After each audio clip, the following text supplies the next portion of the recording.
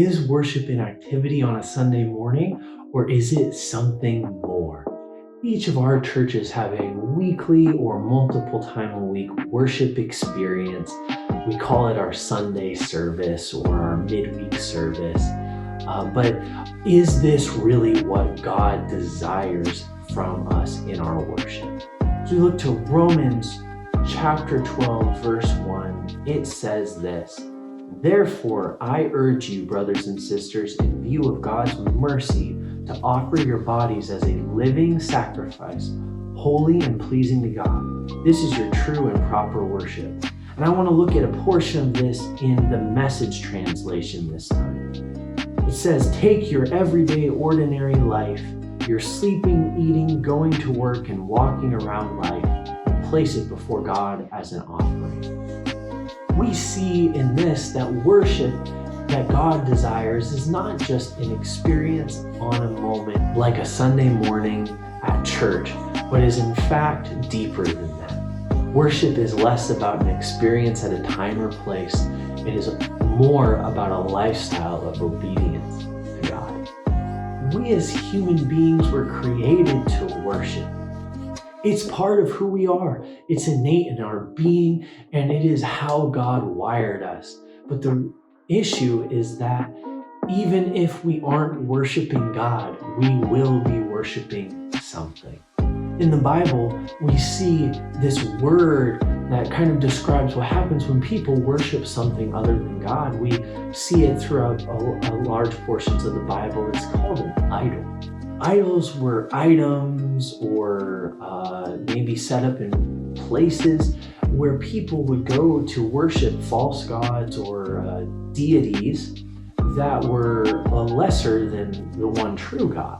Someone's worship of an idol would actually mean obedience to whatever lifestyle that idol or fake god deemed fit.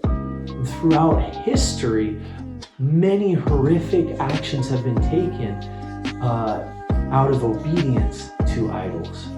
The problem is that today, idols are a lot harder to spot than they were back then. Because back in the Bible, idols were made out of wood, stone, paintings, or statues put in places.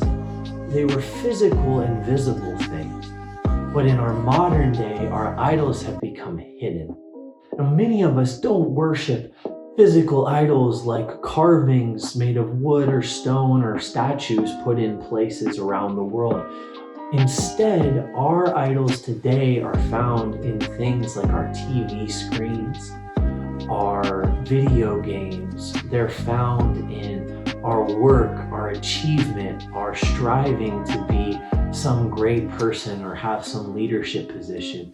Maybe our idols are even something like a retirement plan or a 401k. The point isn't to judge what it is. The point is that no matter what it is, each of us worships something. Back when I was in high school, I grew up playing video games, and I loved to play video games with my buddy Sean. Now, me and Sean would go oftentimes to the local store for midnight releases of new video games. This one time, a game was coming out, and we had gotten ready and made this plan. We were going to order pizza and breadsticks and soda, and we were going to hang out, and then at 11:30, we were going to drive over to the store and wait for the midnight release of the newest game we were intending to play. Now, we arrive at the store, and as it closed in on midnight, we were the only two people standing outside for the midnight release. It seemed a little weird and maybe too good to be true, but at 11:59, as a store employee came out to the door and looked at us in shock, like something bad was about to happen, we realized we were not waiting for a midnight release of a game because there was no midnight release of a game. And here's the funny part of the story is the next morning at 7 a.m., we were the first people outside the store waiting for the morning release of that very same game. Now, I share this story to help you understand this is basically video games can become something that I struggle with worshiping. They take my attention.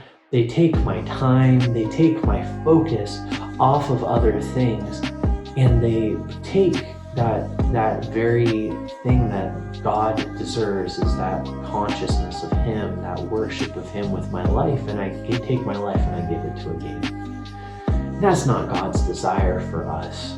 God's desire is that we would turn from our worship of our hidden idols and those things in our life which take all of our attention, our time, our resources, and that we would return back to a lifestyle of worship for God. That may mean laying down the idea that worship is a 2-hour period of time on a Sunday morning, and it will also mean laying down other things in your life, I'm sure. Thank you so much for your time today. Pray you're blessed.